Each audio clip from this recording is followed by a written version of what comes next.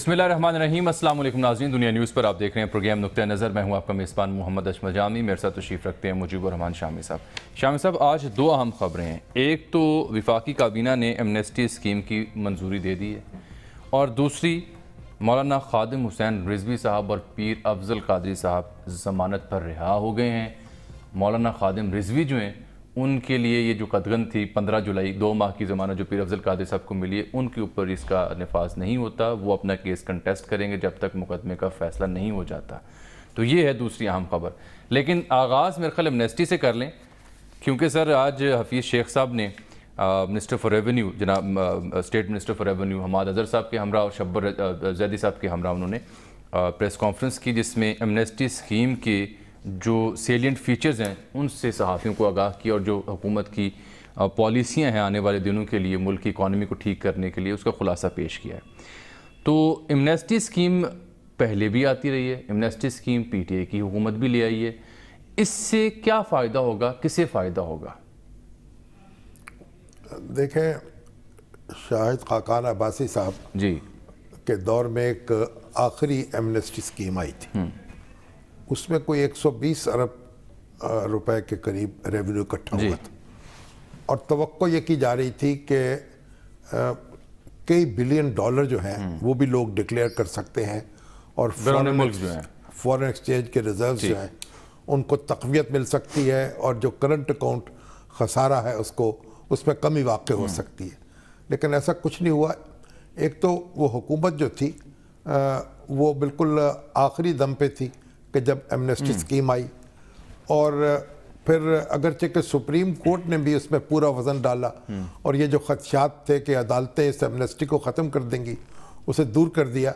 और फिर जब निगरान हुकूमत आई, उसके बाद फिर PTI की हुकूमत आई, तो उसकी कोई ओनरशिप नहीं ली गई, और उससे जो मुतवक्का नताइज थे वो हासिल नहीं हो सके। देखिए, एमनेस्टी स्कीम पाकिस्तान जो है, शाह साहब, एक लफ्ज़ इस्तेमाल किया जा रहा है कि काला धन सफ़ेद करने का सुनहरी मौका, इसको एमनेस्टी स्कीम की मुतबादिल पैराए में यूज़ किया जा रहा है। क्या एमनेस्टी स्कीम वाकई सिर्फ काले धन को सफ़ेद करने के लिए होती है, या ये इसका स्पेक्ट्रम ब्रॉड होता है?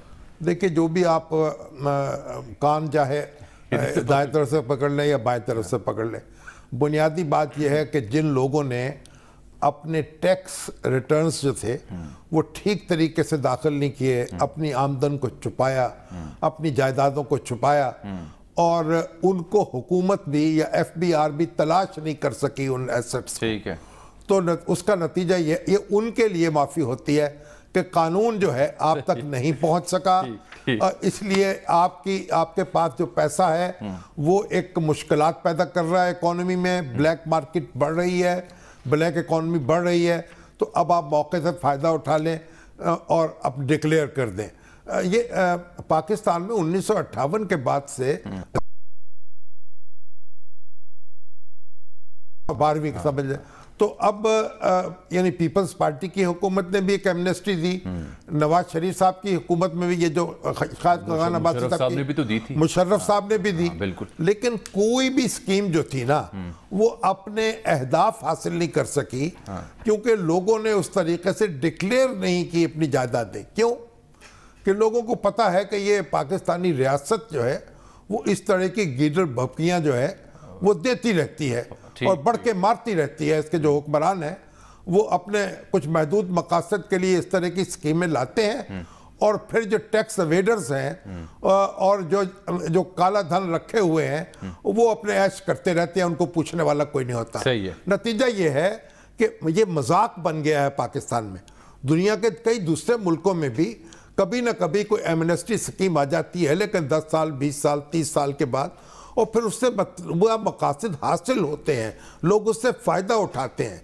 अब हर बार ये कहा जाता है, ऐसा तो नहीं है शाह साहब, जो इसकी ड्यूरेशन होती है वो इंतहाई मुख्तसर होती है, इसका ड्यूरेशन थोड़ी बढ़ानी चाहिए, ताकि आहिस्ता आहिस्ता इसके नताइज को देखते हुए वो लोग जो इस पर एतमाद नहीं करते उनकी हौसला अफजाई भी और वो भी हैं उसमें। नहीं, अब देखिए ना, आप उनके लिए जो आपके जो टैक्स जिन्होंने रिटर्न्स दाखिल नहीं की, जिन्होंने अपनी आमदनियाँ छुपाई, और जो एक लिहाज से कानून शिकन है, उनको आप इस कदर तो सहूलत नहीं दे सकते कि उम्र भर के लिए वो इससे फ़ायदा उठाते। बिल्कुल नहीं। तो फिर दूसरे जो साल भर लोग मेहनत करते हैं, दयानत से अपनी रिटर्न्स फाइल करते हैं, उनकी भी तो हौसला शिकनी होती है। शोएब निज़ामी साहब से हमने रब्ता आप एक बात समझे कि असूली तौर पर तो ये बात काबिल तारीफ नहीं है, लेकिन अमलन आप बेबस हो जाते हैं जब इकोनॉमी जो है उसका एक बड़ा हिस्सा जो है वो पोशीदा हो नज़रों से, तो फिर ये आपको राहत देनी पड़ती है। और शायद यही बात है कि माजी में बल्कि पिछले साल अप्रैल तक जनाब इमरान खान साहब जिस वक्त वज़ीर-ए-आज़म पाकिस्तान है, उनका नुक्ता नज़र कुछ सुना देता। हालांकि वो खुद भी एमनेस्टी से फायदा उठा चुके हैं। उन्होंने अपना फ्लैट भी उसके तहत डिक्लेयर किया था एक गुज़श्ता एमनेस्टी के दौरान। आप देखें जरा खान साहब क्या फरमाते हैं इस मामले पर। एमनेस्टी स्कीम को मेरी और मेरी पार्टी मुस्तरद करती है। 2018 का हम इलेक्शन जीतेंगे, जिन्होंने एमनेस्टी ली है सबको इन्वेस्टिगेट करेंगे। जब बार बार आप डाकुओं को ये स्कीम्स दे देते हैं तो मैं सवाल पूछता हूं कि जो लोग ईमानदारी से इस मुल्क में टैक्स देते हैं वो तो बेवकूफ लोग निकले ना। पहले चोरी करो, टैक्स ना दो, करप्शन करो, थोड़ी देर के बाद एक स्कीम आ जाएगी, सारा आपका काला धन सफेद हो जाएगा, ब्लैक का पैसा व्हाइट हो जाएगा। ये कौन सी दुनिया देती है इतनी एमनेस्टी स्कीम्स, और कितनी एमनेस्टी स्कीम का। अब सवाल पता क्या सादा सर कि ये वाले इमरान खान साहब की जो बात है वो दुरुस्त है या अब वाले इमरान खान साहब की जो पॉलिसी है वो दुरुस्त? एक नजरी बातें हैं, किताबी बातें हैं, एक अमली हकायक है।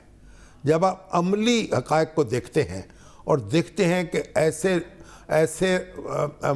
ऐसा रुपया मौजूद है, ऐसे एसेट्स मौजूद हैं जिन तक कानून नहीं पहुंच पा रहा, उसकी रसाई नहीं हुई, तो फिर इस तरह की ऑफर करते हैं। और खान साहब भी मजबूर हो गए अपने हाथों कि अपना टैक्स जो है उसकी कुछ वसूली का एहतमाम करें, कुछ फॉरेन एक्सचेंज जो है उसमें इजाफा कर लें। चले शोएब निज़ामी साहब अस्सलाम वालेकुम। आप ये फरमाएं कि ये जो अब की एमनेस्टी स्कीम है और जो शाहिद खाकान अब्बासी साहब की एमनेस्टी स्कीम थी उसमें बुनियादी फ़र्क क्या है, क्योंकि आपने दोनों के ऊपर रिपोर्ट किया हुआ है, इसको तफसीली आपने जायज़ा लिया है? जी, ये जो स्कीम है ये उसके मुकाबले में थोड़ी सी आसान है। एक तो इसमें ये किया गया है कि जो फॉरेन एसेट्स हैं वो आप सिर्फ 4% जो है वो जाहिर करके उनको क्लियर करा लें, और उनको पाकिस्तान में लाएंगे तो वो 4% होंगे। अगर आप उनको बाहर ही किसी अकाउंट में रखना चाहते हैं तो आपको 6% जो है वो टैक्स देना पड़ेगा। तमाम ये भी बात में बिल्कुल डिफरेंट है कि जितने भी असासे जाहिर होंगे जो भी स्कीम में आएंगे वो फाइलर बन जाएंगे। इससे पहले जो है फाइलर बनने की शर्त नहीं थी। दूसरी बात ये थी कि पहली स्कीम में आप कैश लेके आ सकते थे, अब आपको जो है वो किसी न किसी इन्वेस्टमेंट के जरिए, बैंक के जरिए जो है वो इस स्कीम में आना पड़ेगा। तीसरी जो आसानी है, जो कि सबसे बड़ी आसानी, वो ये कि आप और मैं अगर फाइलर होकर कोई प्लॉट खरीदते हैं 1 करोड़ रुपए का, तो हम उसके ऊपर फाइलर होकर 2% टैक्स देते हैं, जबकि हमारे साथ जो लोग नॉन फाइलर हैं वो 4% टैक्स देते हैं। जबकि इसके अंदर होना ये है कि जितने भी लोग इस तरह की 1 करोड़ की प्रॉपर्टी को शो करते हैं तो वो सिर्फ 1.5% टैक्स देंगे। काम ये भी होता है कि जो उसकी डीसी वैल्यू है उसकी डीसी वैल्यू का 150% उसमें ऐड किया जाएगा, यानी कि 1 करोड़ का प्लॉट 2.5 करोड़ का शो करके फिर उसका 1.5% टैक्स तकरीबन 3,70,000 रुपये देना पड़ेगा। और ये भी इस बात का इम्कान है, बेशक उसकी वैल्यू 8 करोड़ होती है, बेशक उसकी वैल्यू 10 करोड़ होती है, उसको जो है इतनी छोटी अमाउंट देकर जो है क्लियर किया जा सकता है। ये भी तजवीज़ किया गया था कि अगर किसी के पास पुराने कारोबार में अपनी वो बैलेंस शीट क्लियर करना चाहता है, अपना जो कमाया हुआ है जीएसटी उसको अदा करना चाहता है, तो वो सिर्फ 2% जीएसटी देकर, यानी कि 17 के ऊपर 2% जीएसटी देकर वो अपने तमाम पिछले जो कारोबार है उनको भी वाइड कर सकता है। ये 3 इश्यूज जो है इसके अंदर आज स्कीम में जो है वो अनाउंस किए गए हैं। जी ठीक, बहुत शुक्रिया। बुनियादी बात तो यही है ना जी, आप तफसीलात जो भी हों, अगर आपके पास ऐसे एसेट मौजूद हैं मुल्क के अंदर या बैरून मुल्क, और जो आपने डिक्लेयर नहीं किए तो डिक्लेयर कर दीजिए, मौके से फ़ायदा उठा लीजिए। अब सवाल ये, अगर आप ऐसा नहीं करेंगे तो फिर तो ये एक रियासत को ये अज़्म कर लेना चाहिए कि जहां जहां इनकी निशानदेही होगी वहां उनको जब्त कर लिया जाएगा। देखिए मैं एक बात करूं सर, ब्रेक ले लूं पहले, टाइम कम है हमारे पास, एक ब्रेक लेता हूं। वो जो बात अधूरी आपकी रहेगी और 2-3 नुक्ते और इसी सब्जेक्ट से जुड़े, इस ब्रेक के बाद हमारे साथ रहें। वेलकम बैक नाज़रीन। शाम साहब, एमनेस्टी स्कीम के हवाले से आप कुछ कंक्लूड करना चाह रहे थे, फिर 1-2 नुक्ते और हैं इस पर। देखिए बुनियादी बात ये भी है कि जमाल शब्बर साहब जो हैं, ये पहली स्कीम जब आई थी तो ये एक एनालिस्ट के तौर पर तजावीज़ दे रहे थे। ठीक है।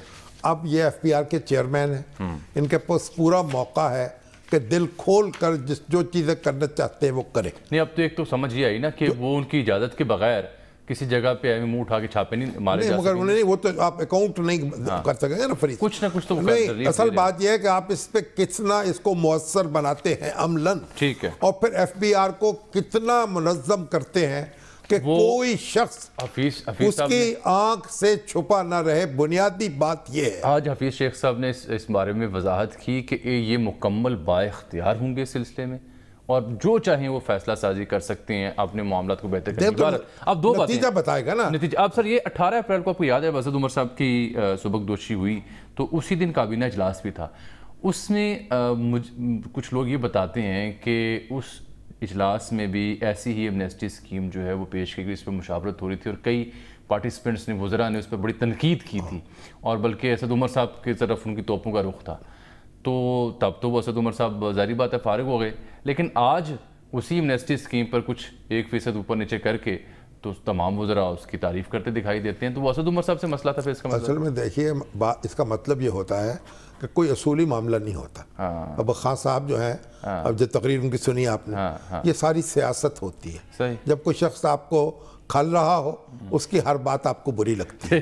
اور ایک بات دیکھیے, یہ بھی تنقید کی جاتی تھی نا کہ بھئی یہ آرڈیننس کے ذریعے حکومت کیوں ہو رہی ہے. تب بھی ہو رہی ہے. جب اسمبلی کا اجلاس ہو رہا تھا, اس میں آپ اس کو اسکیم کو پیش کرتے. اسمبلی کا اجلاس ملتوی ہوا اور فوراً بعد آرڈیننس جاری ہو گیا. یہ بھی ایک یعنی برا طریقہ ہے قانون نافذ کرنے کا. بہرحال ایک بات سمجھے کہ جو حرام ہے نا, ہماری فقہ کے مطابق بھی اور قرآن کے مطابق بھی, بعض اوقات انفرادی زندگی کو بچانے کے لیے حرام کھانے کی اجازت ہے. اسی طریقے سے جو ریاست ہے اگر اپنے آپ کو بچا رہی ہے, اپنی سانسیں کچھ ان میں اضافہ کرنا چاہتی ہے اور آکسیجن لینا چاہتی ہے, تو پھر حرام اس کے لیے بھی حلال ہو سکتا ہے اور ہو گیا ہے. صحیح شرائط ہے نا اس کی بنیاد. بس اسی شرائط. لوگ کہیں اس کے معنی نانا غلط کر دیں جو آپ نے بات کی. نہیں معنی دیکھیے, قانونی طور پر تو جو حرام مال ہے وہ جائز ہو جائے گا. ریاست کو ضرورت ہے اس بات کی کہ وہ اس سے استفادہ کرے. اچھا, اب 3 منٹ صرف رہ گئے ہیں پروگرام ختم ہونے میں. اب اس میں نے یہ بھی بتانا تھا کہ وہ انہوں نے کہا کہ 3 جون تک اثاثے جو ظاہر کریں گے 5% ٹیکس ان سے لیا جائے گا. وہ تو اب ڈیٹیل میں نہ جائیں نا, اب نہیں جاتے, وہ خبروں میں لوگ پڑھیں گے نا. اب ہم آ جاتے ہیں مولانا خادم حسین رضوی صاحب کی طرف. سر بالآخر علامہ خادم حسین رضوی اور پیر افضل قادری صاحب کی ضمانت منظور ہو گئی. میں نے بتایا کہ خادم رضوی صاحب تو کنٹیسٹ کریں کیس جب تک نہیں فیصلہ ہوتا, اور پیر افضل قادری صاحب 15 جولائی تک 2 ماہ کی. دیکھیے پیر صاحب جو ہیں وہ ریٹائر ہو چکے ہیں سیاست سے, تحریک لبیک سے استعفیٰ دے چکے ہیں, اس کی سرپرستی سے توبہ کر چکے ہیں. انہوں نے بدزبانی بھی زیادہ کی تھی, اس لیے ان کو ذرا منت سماجت بھی زیادہ کرنی پڑی, تحریری معافی نامہ داخل کرنا پڑا. اور ہمارے جو خادم حسین رضوی صاحب ہیں وہ ابھی اس نوبت تک نہیں معاملہ ان کا پہنچا. اب آسیہ بی بی جو ہیں وہ دنیا یعنی اس پاکستان کینیڈا جا چکی ہیں. لوگوں نے تو کہا پاکستان نے بڑا سکون کا سانس لیا. مجھے تو بڑا دکھ ہوا اس بات پر کہ ہم نے اپنے ملک کا کیا امیج بنایا ہے کہ کوئی شخص جسے عدالت بری قرار دے دے وہ یہاں زندہ نہیں رہ سکتا. یہ معاشرہ ہے, ہم اس پہ فخر کرتے ہیں. مجھے شرم آئی ہے اس بات. بہت بنیادی بات آپ نے. ملک میں جان, مال, آبرو سب کی محفوظ ہونی چاہیے. اور کیا بات ہوتی کہ آسیہ بی بی جو ہے بری ہونے کے بعد یہاں پوری عزت آبرو کے ساتھ زندگی گزار سکتی. بہرحال پیر افضل قادری صاحب اور خادم حسین رضوی صاحب دونوں کو میرا مشورہ ہے کہ پہلے تولیں اور پھر بولیں. اچھا نہیں, یہ تو ہو گیا نا مشورہ. آپ مجھے یہ بتائیں کہ جو ان کی عملی سیاست تھی نا سر, وہ اس کے تو ہم نے تمام تر کلرز دیکھ لیے. اب جب کہ وہ دور بھی نہیں رہا, وہ ماحول بھی نہیں رہا, اس کی شاید ضرورت بھی نہیں رہی, اب علامہ رضوی صاحب کیا کریں یہ بتائیں. علامہ رضوی صاحب کو وہی کام کریں, لوگوں کو حدیث پڑھائیں, لوگوں کی تربیت کریں, اقبال پڑھائیں, اپنی تربیت کریں, اپنی زبان کو مشرف پہ تقوی کریں, مشرف پہ احتیاط کریں اور خدمت کریں, توبہ کریں جو کچھ لوگوں کو اکسانے پر انہوں نے زندگی گزاری ہے. اور ان کے لیے ہم اچھی تمنائیں ظاہر کرتے ہیں اور ان کی ہماری دعائیں ان کے شرط کہ یہ ایک پازیٹیو رول ادا کریں اور جو ان کے پاس علم ہے. آپ کو لگتا ہے آنے والے دور میں دوبارہ ان کی ضرورت محسوس ہو؟ یہ تو وہ لوگ جانتے ہیں معاشرے کو. نہیں میرا خیال فی الحال مجھے لگتا ہے کہ ضرورت محسوس نہیں ہوگی.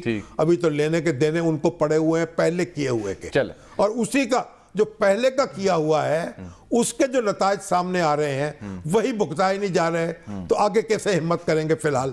ٹھیک. اچھا اب ایک جاتے جاتے شاہد خاقان عباسی صاحب یہ گلہ کر گئے ہیں آج کہ جناب جو امیر مقام صاحب کے صاحبزادے کو گرفتار کیا گیا وہ سیاسی انتقام ہے پیورلی. نہیں وہ تو میں نے تفصیل پڑھی ہے نا, وہ تو سیاسی انتقام نظر آتا ہے, وہ تو ایف آئی اے نے کارروائی کی ہے نا. اور ایک ٹھیکہ ہے, عباسی صاحب یہ کہتے ہیں کہ ایف آئی اے نے یہ کارروائی وزراء کے کسی خاص وزیر کے جو ہمارے مراد سعید کے ہیں ان کے پریشر پہ کی ہے. دیکھیے ایک پرانا معاملہ ہے, ٹھیکہ مکمل ہو چکا, تعمیر مکمل ہو چکی, کوئی این ایچ اے کی شکایت نہیں ہے, کسی ادارے کی شکایت نہیں ہے. اس طرح کی کارروائی اگر کی جائے گی تو جو پرانی حکومتوں کے ساتھ ہوتا رہا انتقام کرنے والوں کے ساتھ, لینے والوں کے ساتھ, ان کے ساتھ بھی ہوگا. یہ کو خدا خوفی کریں, اپنے آپ کو نیا پاکستان جو ہے اسے نئے طریقے سے بنائیں. شام صاحب پروگرام ختم ہوگا. ناظرین آپ سے ملاقات ہوگی اب کل, تب تک کے لیے اجازت دیجیے. اللہ حافظ.